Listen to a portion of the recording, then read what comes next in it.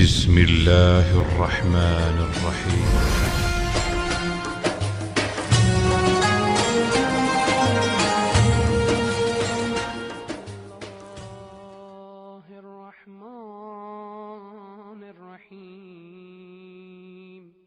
السلام عليك يا مولاي. بسم الله الرحمن الرحیم نحمده ونصلی علی رسولہ الکریم وآلہ الطیبین الطاہرین المعصومین۔ آج جس موضوع کے اوپر آپ کے سامنے لب گشائی کرنے کا موقع ملا ہے، یہ وہ ہستی ہے جو خالق اور مخلوق کے درمیان واسطہ یہ فیض ہے، صفات الہی کا مظہر ہے، علم الہی اور حکمت الہی کی ایک تجلی ہے، لطف الہی کا ایک جلوہ ہے، صراط مستقیم کا ایک پیکر ہے، چراغ ہدایت ہے، عالم عابد ساجد اور شیعوں کا 11ویں امام حسن عسکری علیہ السلام ہیں۔ 8 ربیع الاول 260 ہجری میں آپ کی شہادت ہوئی۔ آج ان کی شہادت کے حوالے سے چند گزارشات آپ کی خدمت میں عرض کرنا چاہوں گا۔ ان کی کچھ ایسے فضائل ہیں، تمام شیعوں کے جو امام ہیں ان کے کچھ ایسے فضائل ہیں، اگر انسان ان کا مطالعہ کرے تو یقیناً اس نتیجے پر پہنچتا ہے کہ یہ امام انسانوں کا بنایا ہوا امام نہیں ہے، بلکہ یہ منصوص من اللہ ہے۔ تو امام حسن عسکری علیہ السلام کی اگر ہم زندگی کا مطالعہ کریں تو فقط میں ان پہلوؤں کے اوپر بات کرنا چاہوں گا جن کا اگر انسان دقت سے دیکھے تو اس نتیجے پر پہنچے گا کہ یہ امام عام انسانوں کا بنایا ہوا امام نہیں ہے، بلکہ منصوص من اللہ ہے۔ ان کا تھوڑا سابقہ عرض کروں کہ آپ کے ولادت کے بارے میں 2 روایات ہیں۔ ایک روایت کے مطابق آپ 4 ربیع الاول 232 ہجری قمری میں پیدا ہوئے، دوسری روایت کے مطابق 8 ربیع الثانی 232 ہجری قمری میں پیدا ہوئے اور یہ پیدا مدینے میں ہوئے۔ وہاں پر آپ نے زندگی کے 13 سال گزارے اور باقی آپ کی زندگی کے 16 سال سامرہ میں گزرے۔ آپ اور آپ کے والد کو مجبوراً خلفاء نے مجبور کیا ہوا تھا کہ آپ سامرہ میں زندگی گزاریں، اور ان 16 سالوں میں 6 سال آپ کی امامت کے ہیں اور ان 6 سالوں میں 3 سال آپ نے زندان میں کاٹے۔ آپ کی زندگی کے 3 خلفاء آپ کی زندگی میں گزرے ہیں اور تینوں کے تینوں خلفاء ظالم بھی تھے اور آپ کو سختی میں رکھا۔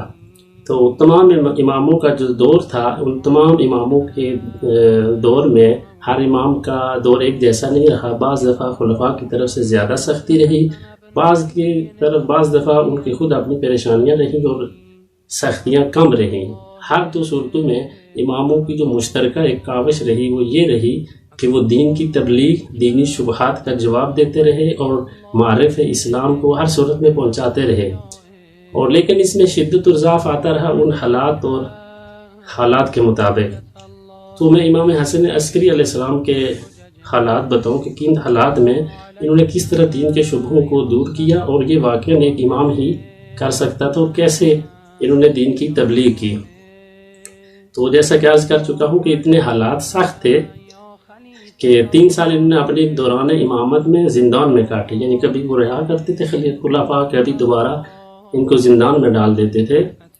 تو اتنی سخت شرائط تھیں کہ آپ نے اپنے ماننے والوں اور خصوصی جو قریبی لوگ تھے انہیں منع کیا ہوا تھا کہ مجھے سلام تک نہ کریں۔ عبدالعزیز بلخی کہتے ہیں کہ ایک دفعہ ایک بازار میں آپ تھے تو میں نے چاہا آپ کو سلام کروں، آپ کی احوال پرسی کروں، تو امام نے سر سے اشارہ کیا اور قریب میں نے آ کے کہا کہ بالکل مجھے سلام نہ کرو، مجھ سے رابطہ بھی نہ رکھو، ورنہ یا مارے جاؤ گے یا زندان میں چلے جاؤ گے۔ اسی طرح ایک شخص کہتے ہیں سامرہ سے گیا تھا، یہ ایران کے مغرب میں ہمدان میں کوئی کام کی تلاش میں تھا، تو وہاں پر ایک امام کا ماننے والا تھا، تو اس نے پوچھا آپ کہاں سے آئے؟ اس نے کہا میں سامرہ سے آیا ہوں۔ تو آپ نے کہا ادھر کتنی آپ درآمد کریں گے؟ اس نے کہا میں تقریباً یہی کوئی چند 1 دینار کروں گا۔ تو انہوں نے کہا آپ جب سامرہ سے آئے تو آپ امام حسن عسکری کو بھی جانتے ہوں گے؟ تو اس نے کہا نہیں میں نہیں جانتا ہوں۔ تو اس شخص نے 50,000 درہم دیے، پھر کہا کہ مجھے آپ سامرہ لے جائیں جو کہ آپ وہاں کے رہنے والے ہیں اور امام حسن عسکری علیہ السلام سے ملوائیں۔ تو پھر اس نے وہ 50,000 درہم لے کے ملوایا۔ یعنی کہنے کا مقصد یہ ہے کہ اتنی سخت شرائط تھیں کہ ان کے ماننے والے وہ نہیں بتاتے تھے کہ ہم اپنے امام کو جانتے ہیں۔ حتیٰ جب آپ کو جیل میں رکھا گیا تو وہاں پر جو آپ کے خاص شیعہ تھے ان کے ساتھ انہوں نے جاسوس بھی رکھے ہوئے تھے قید میں کہ جو آپ کی نگرانی کرتے رہے صبح و شام کیا حالات ہیں. اور ایسا نہیں تھا کہ یہ خلفاء آپ کی معرفت نہیں رکھتے تھے، آپ کی آگاہی نہیں رکھتے تھے، بلکہ یہ جانتے تھے کہ یہ ہی فرزند رسول ہیں اور وہی امام ہے جو منصوص من اللہ ہیں. جس کی میں مثال آپ کو دیتا ہوں کہ خلفاء کے دور میں ایک ایسا وقت ہے کہ قحط آ گیا سامرہ میں، تو خلیفہ نے 3 دن لوگوں کو بلایا، نماز استسقاء پڑھی اور طلب باران کی، تو 3 دن تک کوئی بارش نہیں ہوئی. جب 3 دن تک بارش نہیں ہوئی تو چوتھے دن ایک مسیحی راغب تھا، وہ نکلا، اس نے جو ہی ہاتھ بلند کیے تو بارش شروع ہو گئی. جس سے کیا ہو گیا، جس سے لوگ منحرف ہونے لگے، اس عیسائیت کی طرف مائل ہونے لگے. تو جب یہ خلیفہ نے دیکھا تو خلیفہ کا جو خلافت تھی وہ چلتی اسی وجہ سے تھی کہ اس نے دین کے نام پر ایک لبادہ پہنا ہوا تھا. تو وہ یہ جانتا تھا کہ اب یہ لوگ جا رہے ہیں، وہ بڑا پریشان ہو گیا. تو اسے یہ پتا تھا کہ اس مشکل سے مجھے کون بچائے گا. تو وہ زندان میں امام حسن عسکری علیہ السلام کے پاس آیا اور امام حسن عسکری علیہ السلام سے کہا کہ اپنے جد کی امت کو بچا لیجئے، یہ منحرف ہو رہی ہے، دین کو چھوڑ رہی ہے. تو امام حسن عسکری علیہ السلام نے کہا کہ پھر اس طرح کریں کہ کل آپ دوبارہ لوگوں کو جمع کریں، کل دوبارہ طلب باران کی دعا کی جائے گی. تو جب اس نے کہا ابھی تو بارش کی ضرورت ہی نہیں ہے، ابھی اتنی بارش اس عیسائی نے کر دی ہے دعا کے ذریعے کہ ابھی ضرورت نہیں. انہوں نے کہا آپ نے شبہ دور کرنا ہے نا لوگوں کو دین کی طرف لانا ہے، تو آپ کو یہ کام کرنا ہے. تو انہوں نے اسی طرح کیا، لوگوں کو جمع کیا. اور جب لوگ جمع ہوئے تو آپ نے کہا جی اس عیسائی سے کہیں کہ آج راغب سے کہیں کہ وہ دعا کرے. اس نے جو ہی ہاتھ بلند کیے دوبارہ بادل جمع ہو گئے اور بارش ہونا شروع ہو گئی. تو آپ نے جو 7 ماموران تھے ان سے کہا کہ جا کے اس کے ہاتھ میں دیکھو ایک چیز ہے، وہ اس سے لے لو. انہوں نے اس سے وہ ایک چیز لے لی، وہ ایک ہڈی تھی. تو جب اس سے لے لیا، آپ کہا کہ اب دعا کرو. تو جب اس نے پھر دعا کی تو پھر جو بادل تھے بھی وہ بھی ہٹ گئے. تو پھر امام آگے بڑھے اور انہوں نے جب دعا کی تو بارش دوبارہ شروع ہو گئی. اس سے لوگوں کی محبت لوگوں کی امام سے جو محبت تھی وہ بڑھ گئی اور لوگ اصل دین کو سمجھنے لگے، اصل وارث دین کو سمجھنے لگے. اب یہاں پر چند ایک سوال ہیں. سوال یہ ہے کہ امام کو کیا پتا تھا کہ اس کے ہاتھ میں ایک چیز ہے، اور دوسرا جب بارش ہوئی تو انہوں نے پوچھا کہ یہ کیا ماجرا ہے، اس جو ہاتھ اس کے ہاتھ میں ہڈی تھی تو اس کا ماجرا کیا ہے. تو امام نے فرمایا کہ اس راہب کے پاس نبی کی کوئی ہڈی آ گئی کسی طریقے سے، اور اللہ نے یہ وعدہ کیا ہوا ہے جب بھی کسی نبی کی ہڈی کا واسطہ آسمان کو دیا جائے گا اور اس کے سامنے ہڈی لائی جائے گی تو آسمان بارش برسائے گا. اب یہ جو معلومات تھیں اور امام کو یہ کیسے پتا تھا کہ راغب کے ہاتھ میں ہڈی اور ہڈی کی وجہ سے بارش ہوتی ہے، یہ وہ علم تھا امام کا کہ جو ایک عام انسانوں کے بنائے ہوئے امام کے پاس نہیں ہوتا. اگر اسی ایک واقعے کی طرف کوئی خاص توجہ اور دقت سے اس واقعے کو مطالعہ کرے تو حتماً اس نتیجے پر پہنچے گا کہ یہ جو امام ہے وہ انسانوں کا بنایا ہوا امام نہیں ہے، یہ اس کی جو معلومات ہیں عام انسان سے بڑھ کر معلومات ہیں.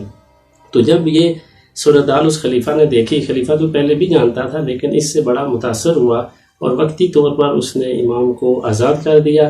جب امام کو آزاد کیا تو امام نے کہا یہ جو میرے چند ایک شیعیان ہیں ان کو بھی آپ آزاد کریں. تو اس کو بھی اس نے وقتی آزاد کیا. اس کی وجہ یہ تھی کہ لوگوں نے جب یہ دیکھا کہ امام اس قدر عالم ہے اور اس قدر ان کا رابطہ ہے خدا کے ساتھ اور اتنا ان کی آگاہی ہے، یہ چیز بھی اس کے لیے خلیفہ کے لیے اچھی نہیں تھی اگر پھر بھی وہ زندان میں رکھتا ہے اس کے باوجود. تو امام نے جب نکلے تو اپنے ان ساتھیوں کو بھی رہا گیا. تو امام کے جو زندان میں تھے تو اس میں ایک یہ نقل کرتے ہیں ابو ہاشم کہ جب ہم زندان میں ہوتے تھے تو کوئی نہ کوئی ایک جاسوس ہوتا تھا، اس جاسوس سے بھی امام آگاہ ہوتے تھے.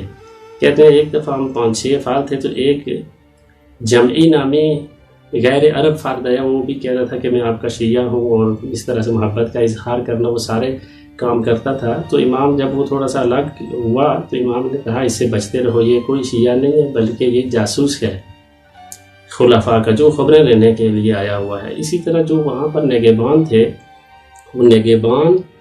وہ ایک نگہبان ایسا تھا اس نے 2 غلام اپنے رکھے ہوئے تھے جن کی ڈیوٹی تھی کہ صبح و شام ہر وقت امام کے ساتھ رہیں اور یہ دیکھیں کہ کیا کرتے ہیں، ان کے ساتھ کون کون سے لوگ ہیں، کیا باتیں ہو رہی ہیں.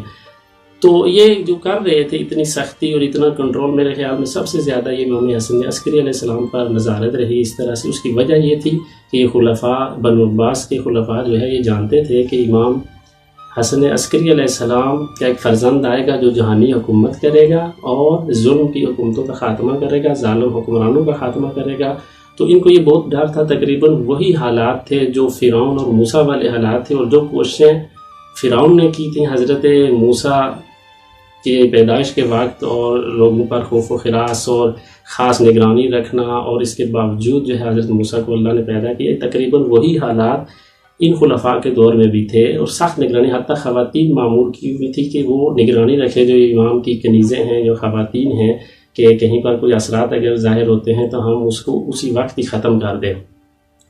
یہ فقط ایک بات تھا۔ اس کے علاوہ امام کی جو امام کے دور میں ایک فیلسوف تھا اسحاق کندی، یہ فلسفی تھا، اور اس نے قرآن کے کچھ تعارضات گٹھے کرنے شروع کیے اور ایک کتاب لکھنا شروع کی، جس میں اس کا ہدف یہ تھا کہ میں بیان کروں کہ قرآن میں بہت زیادہ تعارضات ہیں اور یہ کتاب الہی نہیں ہے۔ تو امام علیہ السلام کو یہ خبر پہنچی، اور وہ ایسا فیلسوف تھا، اس نے بہت زیادہ شاگرد بھی تیار کر رکھے تھے۔ تو امام تک یہ خبر پہنچی تو امام نے کہا اس کے شاگردوں میں کوئی ایسا عقل مند شخص نہیں ہے کہ جا کے جو اس کو یہ بتا سکے، اس کو ہدایت کرے، لوگوں کو منحرف کر رہا ہے۔ تو ان کے شاگردوں نے کہا کہ وہ تو ہمارا استاد ہے۔ یہاں پر بھی ایک تربیتی نقطہ ہے، یہ ہے کہ استاد اور شاگرد کا رشتہ ٹھیک ہے اپنی جگہ، لیکن استاد کی غلامی نہیں سکھاتا دین۔ وہ آپ استاد کا احترام کریں، عزت کریں، لیکن آپ دیکھتے ہیں کہ ایک جگہ پر وہ اشتباہ کر رہا ہے، منحرف ہے، تو کسی طریقے سے اسے سمجھائیں۔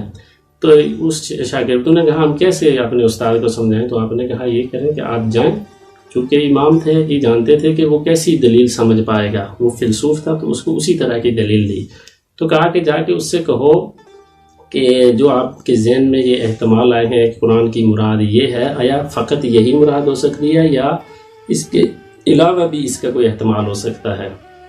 تو اور اگر وہ یقیناً کہے گا کہ اس کے علاوہ بھی کوئی احتمال ہو سکتا ہے تو اس سے کہو کہ کیا پتہ کہ جو مراد آپ نے لی ہے اس سے ہٹ کر خدا کی مراد ہو۔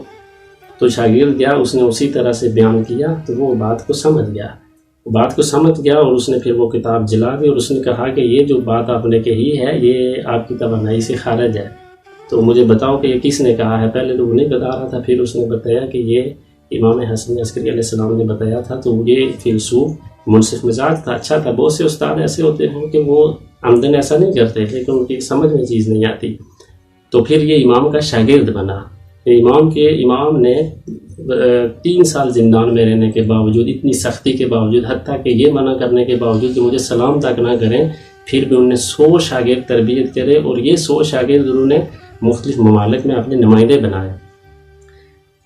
پیشہ پور میں ابراہیم بن عبدہو کو بنایا، اور بعض جگہوں پر ایک ہی ملک میں چند وکیل بھی بنائے، انہوں تمام کے درجات مختلف بھی رکھے، اور وہاں پر اسحاق بن اسماعیل بھی وکیل تھے، اور آپ نے اسحاق بن اسماعیل کو خط لکھا کہ آپ بھی میرے وکیل ہیں، لیکن آپ نے ابراہیم بن عبدہو کی اطاعت کرنی ہے، تمام امور میں مال جمع کرنے ہیں اور ابراہیم بن عبدہو کو دینے ہیں، وہ آگے مجھے جس طریقے سے بھی پہنچائے اس کی مرضی ہے۔ اور نظارت اتنی سخت تھی اور جاسوسی اتنی سخت تھی کہ امام نے یہ بھی لکھا بعد میں کہ میرا جو خط ہوگا اس کی نشانی یہ ہوگی کہ وہ کبھی موٹا لکھا ہوگا، کبھی پتلا لکھا ہوگا۔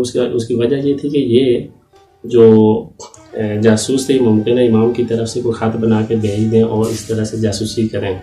اور امام کے زمانے امام نے اس پہ بھی نظر رکھی کہ بعض افراد امام کے نام سے احادیث منسوب کر دیتے تھے، تو امام نے اس کی سختی سے مذمت کی اور ان کو جہنمی بھی کہا۔ تو امام کی ایک تفسیر ہے، اب بھی موجود ہے، تفسیر المنسوب امام حسن عسکری علیہ السلام، آج بھی موجود ہے، لیکن اس پر بعض نے کہا کہ اس کی روایات جو ہے وہ سند سے خالی ہے، لہذا مشکل دار ہے، لیکن بہت سے علماء کہتے ہیں کہ صحیح ہے، اس کی روایات میں بھی مشکل نہیں ہے۔ تو یہ ان کا فقط چند ایک نمونے، حتیٰ کہ آپ کو اپنے جب وہ دنیا سے جانے لگے تو ان کو یہ بھی خبر تھی، ابو الادیان ان کو ایک نامہ دیا کہ جا کے یہ مدائن پہنچائیں، اور آپ کو جانے اور آنے میں مدائن سے واپس سامرا میں آنے میں تقریباً 15 دن لگیں گے، اور جب 15 دن بعد آپ یہاں پر آئیں گے تو میں یہاں پہ شہید ہو جاؤں گا۔ تو یہ ان کی زندگی کا جو مہم ترین خدمت رہی وہ دینی شبہات کو دور کرنا اور دین کی تبلیغ اور اپنے شیعوں کو معرف پہنچانا اور اس کا ایک نظام بنانا. ابھی اس کے جو سیاسی پہلو اس پر ہم بات نہیں کرتے. اور جب یہ وضعیت پہنچی آخر میں کہ لوگ زیادہ سے زیادہ امام سے محبت کرنے لگے، نزدیک ہونے لگے، تو اس نے خلیفے نے آپ کو زہر دے دیا. اور جب زہر دیا گیا تو خبر پہنچی خلیفے کو کہ جی امام کی کوئی حالت سازگار نہیں ہے، امام کی یہ حالت سازگار نہیں ہے. تو اس نے پھر فوراً 5 علماء بھیجے اور ساتھ ایک طبیب بھی بھیجا. اس کا طبیب کا کام تھا کہ آپ پھر وہاں پر بھی نظارت رکھے کہ کہیں پر کیا ہو رہے ہیں اور حالات کیا چل رہے ہیں، تاکہ وہ جو آنے والا امام ہے اس کا پتہ چل سکے. لیکن وہ اسی طرح آپ یہاں سے مظلومانہ دنیا سے چلے گئے، اور اسی طرح جب آپ کے ماننے والوں کو پتہ چلا تو انہوں نے غم و گریہ شروع کر دیا، اور اس طرح سے آپ کی شہادت ہوئی. السلام علیکم ورحمۃ اللہ وبرکاتہ.